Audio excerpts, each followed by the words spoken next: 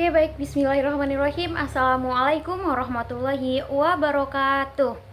Perkenalkan, nama saya Sumiati dengan akhiran NIM E1B024-127 dengan program studi Pendidikan Pancasila dan Kewarganegaraan Fakultas Keguruan dan Ilmu Pendidikan Universitas Mataram.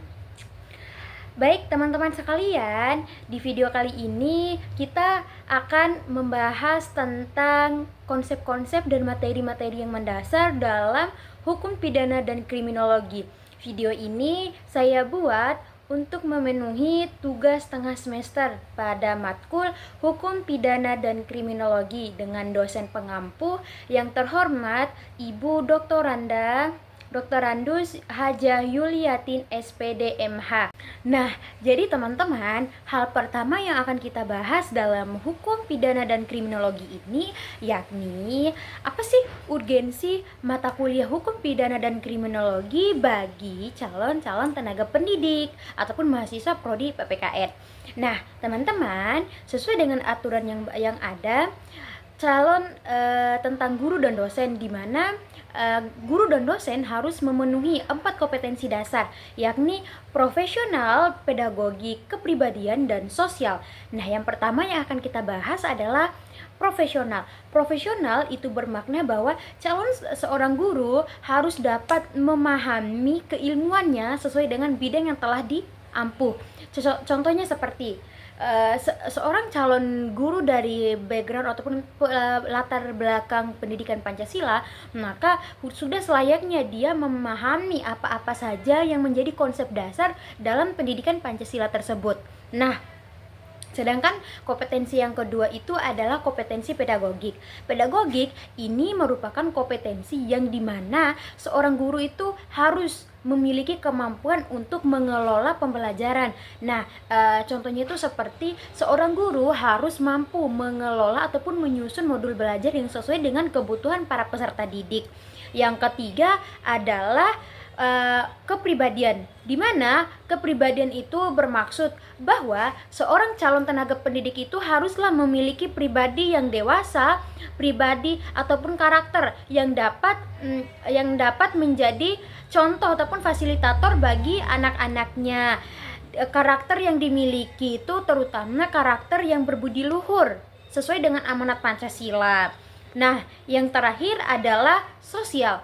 Sosial ini bermaksud bahwa calon tenaga pendidik haruslah mampu menjalin hubungan dengan semua orang, baik itu sesama teman kerjanya, baik itu dengan siswa dan lain sebagainya, agar dapat memberikan pemahaman ataupun kesadaran hukum kepada masyarakat, terutama masyarakat sekolah.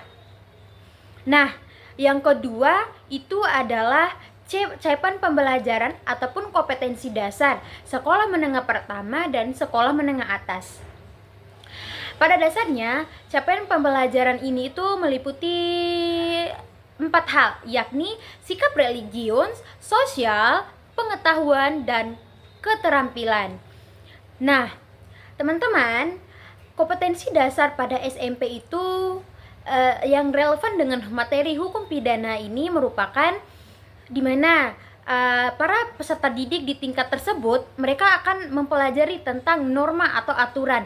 Mereka belajar mengenai norma-norma sosial yang ada di masyarakat yang mengikat warga negara dalam sistem hukum dan pentingnya menaati dan melaksanakan norma ataupun aturan-aturan yang ada. Sedangkan dalam kompetensi dasar sekolah menengah atas itu mereka akan mempelajari tentang sifat hukum, di mana mereka ini akan mulai membahas tentang apa-apa saja yang menjadi aspek hukum itu termaksud dalam pengertiannya, fungsinya, dan klasifikasi hukum. Contohnya, mereka mulai diperintahkan untuk menganalisis pengertian hukum sebagai alat tatanan kehidupan dan memahami hukum itu berdasarkan sifat dan lain sebagainya.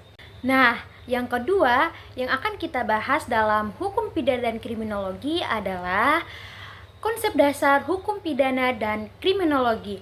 Nah, dalam konsep dasar ini kita akan membahas 6 submateri. Pertama, yakni istilah dan definisi dari hukum pidana.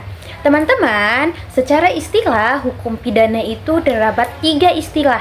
Yang pertama, dalam bahasa Inggris, hukum pidana itu dikenal dengan criminal law, sedangkan dalam bahasa Belanda, hukum pidana dikenal sebagai strafrecht, dan dalam bahasa Latin, hukum pidana itu dikenal dengan lex criminal law.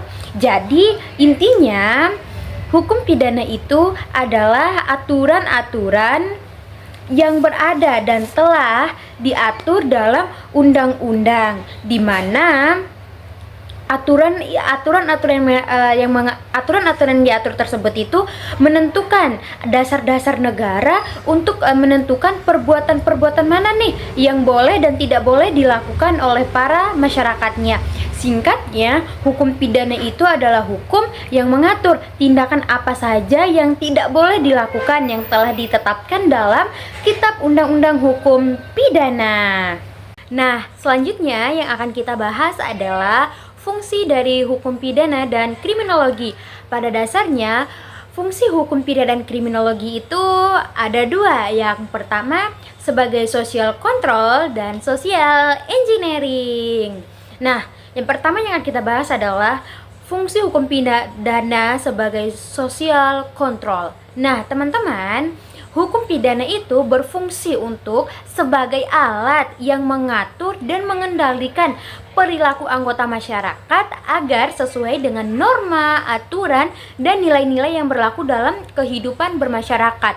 Sedangkan social engineering itu bermaksud bahwa hukum pidana ini hadir membawa fungsi yang dimana akan menjadi sebagai alat, instrumen, atau strategi untuk merancang, merubah, dan mengarahkan perubahan perilaku sosial yang diinginkan.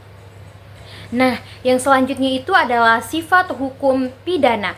Sifat hukum pidana itu merupakan publik, di mana semua tindakan penanganan ataupun proses pidana itu dilakukan secara terbuka atau transparan, di mana dari sifat publiknya ini hukum pidana berlaku bagi semua masyarakat dalam suatu negara, di mana dia ini mengikat dan memaksa tanpa mengenal dan membedakan latar belakang, budaya, ras, jabatan, dan lain sebagainya. Nah, selanjutnya yang akan kita bahas adalah tujuan-tujuan hukum pidana.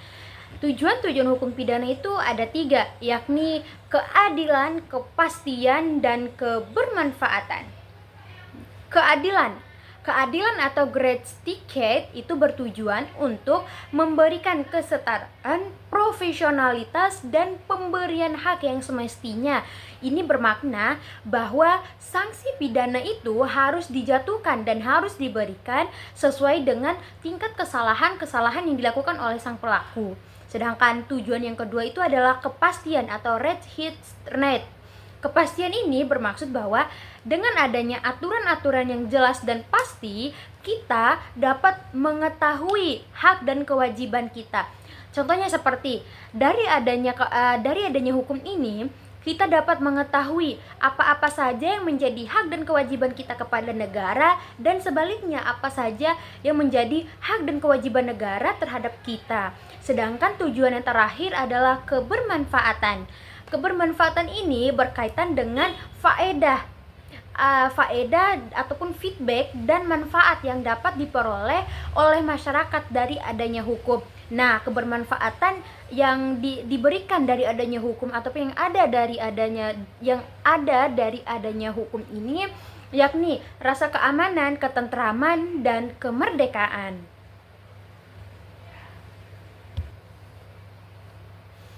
Nah, yang selanjutnya adalah jenis-jenis hukum pidana. Jenis-jenis hukum pidana itu dibagi menjadi 4. Yang pertama itu dilihat dari bentuknya. Jika dilihat dari bentuknya, hukum pidana dibagi lagi menjadi 2, yakni hukum pidana tertulis dan hukum pidana tidak tertulis. Hukum pidana tertulis itu ada kekuatan fisiknya. Contohnya seperti undang-undang atau kitab undang-undang.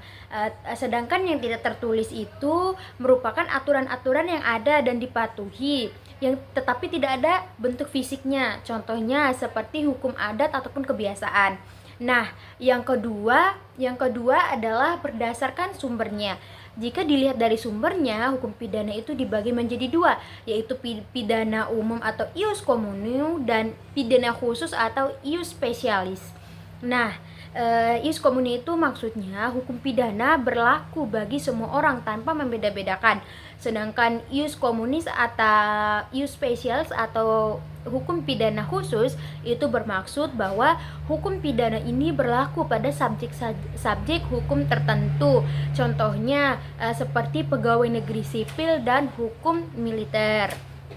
Sedangkan yang ketiga adalah dilihat berdasarkan substansinya atau isinya. Nah, ada dua, yakni hukum pidana material dan hukum pidana formil. Hukum pidana material itu bermaksud bahwa aturan yang mengatur tentang apa saja yang dilarang dan diancam dalam hukum pidana. Sedangkan hukum formilnya itu adalah aturan yang mengatur prosedur dan tata cara penegakan hukum pidana material. Nah, yang terakhir itu dilihat dari wilayah. Nah, jika dilihat dari wilayahnya itu ada 3, yakni lokal, nasional, dan internasional. Nah, yang terakhir yang dibahas dalam konsep dasar adalah definisi kriminologi dan hubungan antara kriminologi dan pidana. Pada dasarnya, kriminologi itu merupakan cabang ilmu hukum yang mempelajari tentang perilaku kriminal, pola kejahatan, serta upaya pencegahan dan pengulangan kejahatan. Sedangkan hubungan hukum pidana dan kriminologi itu pada dasarnya memiliki hubungan yang sangat erat dan saling melengkapi, di mana kriminologi itu hadir untuk menyediakan dasar ilmiah untuk mempelajari penyebab dan pola kejahatan yang dilakukan, sedangkan hukum pidana menetapkan aturan dan sanksi untuk menindak kejahatan tersebut. Sederhananya, kriminologi itu menjelaskan mengapa kejahatan itu dapat terjadi, apa yang melatar belakangi kejahatan tersebut itu dapat terjadi, lalu bagaimana cara kita agar kejahatan tersebut itu tidak lagi terulang. Nah, sedangkan hukum pidana itu berfokus pada apa yang dilanggar dari perbuatan tersebut, lalu bagaimana cara kita untuk menindaklanjutinya. Sekarang kita masuk kepada submateri yang ketiga. Submateri yang ketiga yang dibahas dalam hukum pidana dan kriminologi itu adalah sejarah dari hukum pidana. Nah, sejarah dalam hukum pidana ini dibagi ataupun dikenal dalam 3 fase, yakni kerajaan, penjajahan, dan kemerdekaan. Langsung saja, yang pertama yang akan kita bahas adalah masa kerajaan. Pada masa kerajaan Nusantara, hukum pidana bersumber dari hukum adat yang dipengaruhi agama dan norma sosial. Norma sosial, contohnya kitab Kutaramanawa pada masa Majapahit mengatur tindakan pidana seperti pencurian, pembunuhan, dan perzinaan dengan sanksi berupa denda, hukuman badan, hingga hukuman mati. Di Mataram Islam, hukum pidana itu dipengaruhi syariat Islam di samping adat setempat. Penegakan hukum biasanya dilakukan oleh raja atau dewan adat.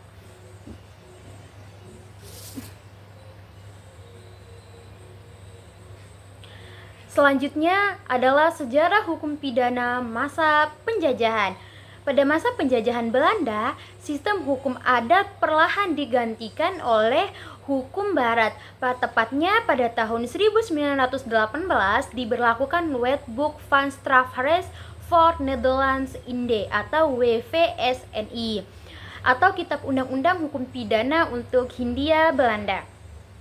Nah, Undang-undang hukum pidana itu India ataupun KUHP ini banyak mengatur tindak pidana dengan pola hukum pidana Eropa. Meski demikian, hukum adat masih berlaku untuk masyarakat pribumi dalam hal tertentu.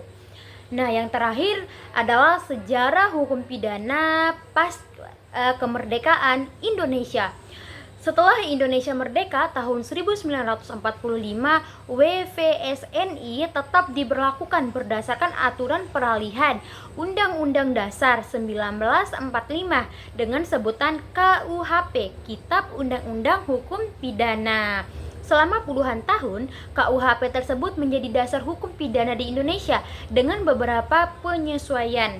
Baru tepat pada tahun 2022, Indonesia resmi mengesahkan KUHP nasional sebagai upaya pengganti produk hukum kolonial. Meskipun implementasinya masih dalam.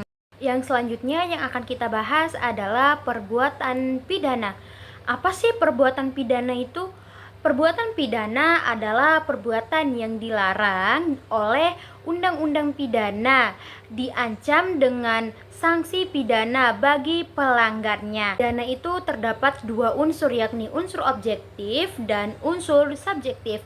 Unsur objektif itu meliputi actus reus atau perbuatan, keadaan atau situasi yang mengiring perbuatan tersebut, whether needs fate atau sifat melawan hukum. Sedangkan unsur subjektifnya seperti dolus kesengajaan dan culpa ketidaksengajaan.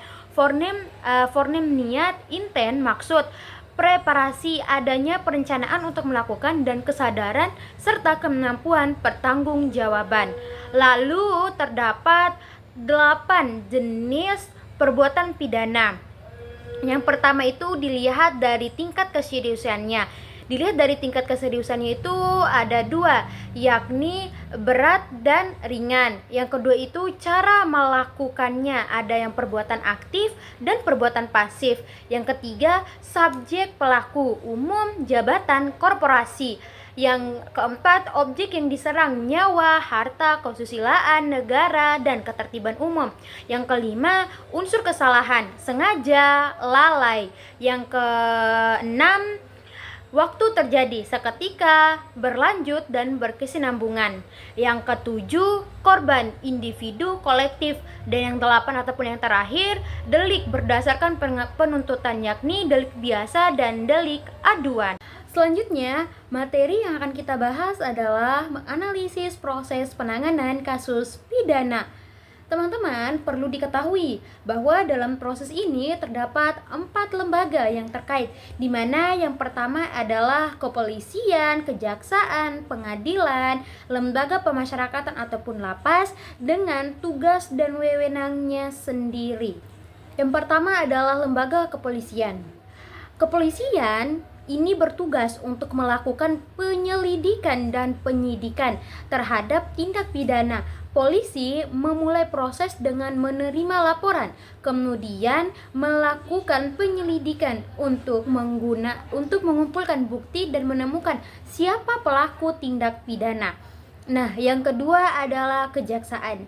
Setelah penyidikan selesai, berkas perkara diserahkan ke kejaksaan. Jaksa penuntut umum atau JPU memeriksa berkas perkara dan memutuskan apakah perkara tersebut dapat dilanjutkan ke pengadilan. Kejaksaan juga melakukan penuntutan di pengadilan. Pengadilan mengadili perkara pidana. Pengadilan mengadili perkara pidana dengan menyelenggarakan sidang. Hakim mendengarkan bukti dan argumen dari jaksa dan pembela terdakwa serta menentukan hukuman yang akan dijatuhkan. Dan setelah hasil persidangan itu membuktikan bahwa pelaku ini bersalah, maka dia akan dibawa kepada lembaga pemasyarakatan ataupun lapas, di mana di lapas inilah mereka ataupun para pelaku ini melaksanakan putusan pengadilan yang berupa hukuman pidana penjara atau yang lain sesuai dengan sidang. Nah, tetapi pada dasarnya penjara yang dimaksud ini merupakan tempat rehabilitasi ataupun tempat di mana para narapidana ini mereka akan diberikan pembinaan, pendampingan serta pengawasan agar saat masa masa pidananya itu habis, dia akan kembali kepada masyarakat ataupun bergabung lagi kepada lingkungan masyarakat dengan pembekalan dan dengan perubahan pada ternya. Dan berdasarkan pengalaman studi lapangan kemarin ataupun observasi kemarin itu, saya ataupun kami mengunjungi beberapa lembaga pemasyarakatan yang ada di Nusa Tenggara Barat. Yang pertama yang kami kunjungi itu adalah Bapas, Balai Pemasyarakatan, di mana pada dasarnya Bapas ini merupakan pihak ataupun lembaga yang akan mendampingi ABH pada saat pengadilan itu berlangsung, di mana dia itu akan mendampingi ABH ini untuk melaksanakan sidang. Nah, selanjutnya itu kami mengunjungi LPP, Lapas Pemasyarakatan Perempuan, di mana jika dalam proses penanganan kasus dan hasil pengadilan ataupun hasil sidang itu telah keluar dan dinyatakan bahwa perempuan ini merupakan pelaku, maka AWH ini akan dibawa ke lapas perempuan tersebut. Nah, di sana itu ada dua pembeda, tahanan dan narapidana. Tahanan itu merupakan tersangka yang belum mendapatkan ataupun belum ditetapkannya berapa pidana ataupun sanksi pidana yang akan dia dapatkan. Karena di Nusa Tenggara Barat ini belum ada rumah penitipan para tahanan tersebut, maka akan digabungkan dulu dengan LPP. Nah, sedangkan narapidana adalah para AWH yang sudah mendapatkan masa ataupun udah mendapatkan keputusan sidang berapa masa tahanannya di sana. Nah, selama dalam proses penahanan tersebut, para narapidana itu dibekali dengan dua hal, yaitu keterampilan dan kemandirian. Mereka itu dibina untuk dapat bisa bergabung kembali pas mereka selesai masa tahanannya itu, agar dapat diterima kembali oleh masyarakat dan ada skill yang mereka bawa. Nah, yang selanjutnya lembaga yang kami tuju itu adalah LPKA, Lapas Pemasyarakatan Khusus Anak, di mana jika pelakunya anak hingga remaja, maka tempat dia melaksanakan keputusan sidang tersebut adalah di LPKA. Di sana mereka mendapatkan pengawasan, pendampingan dan serta pembinaan yang luar biasa. Karena kemarin kami sempat berada di sana dan melihat bagaimana prosedur pendampingan, pengawasan yang diberikan. Lalu yang terakhir yaitu LPKA, yakni Lapas Pemasyarakatan Terbuka, di mana di sana itu merupakan tempat terakhir para narapidana ataupun pelaku ini menghabiskan masa tahanannya, di mana di sana itu di sana itu berbeda dengan lapas-lapas pada umumnya. Jika pada lapas umumnya seperti lapas anak, lapas perempuan, kami pas masuk itu akan disuruh untuk menyimpan barang-barang dan tidak ada barang-barang yang tidak boleh dibawa ke sana kecuali yang sesuai dengan syaratnya. Sedangkan di lapas terbuka itu bebas, para tahanan juga itu mereka bebas melakukan apa saja di sana. Nah, bentuk keterampilan yang diterapkan untuk program yang ada di LPKA kelas 2B Loteng itu adalah pertanian dan peternakan. Jadi dapat saya simpulkan bahwa teori-teori yang kami dapat, terutama proses penanganan kasus pidana, itu dapat jelas kami lihat ternyata beginilah implementasi nyatanya ketika di lapangan. Karena dari adanya studi lapangan tersebut kami tahu berarti jika pelakunya adalah perempuan, maka di LPP lah tempatnya untuk menjalani hukuman tersebut, dan di sana mereka itu sangat-sangat difasilitasi. Tidak terasa ternyata materi yang saya sampaikan telah selesai. Semoga materi yang saya sampaikan bernilai manfaat dan daya guna bagi para pendengar. dan bagi saya sendiri. Sekali lagi saya tegaskan bahwa video ini saya buat untuk memenuhi ujian tengah semester. Ada satu pesan bagi saya. Ingat, jadilah akademis, bukan penghuni. Mari kita jaga diri kita, lingkungan sekitar kita. Sekian dari saya, mohon maaf bila dalam pemaparan materi yang begitu sederhana terdapat kesalahan, karena pada dasarnya kesalahan murni dari saya dan kebenaran hanyalah milik Allah semata. Sekian dari saya, wabillahi taufiq wal hidayah. Wassalamualaikum warahmatullahi wabarakatuh. PPKN luar biasa, pasti bisa. Salam satu jiwa.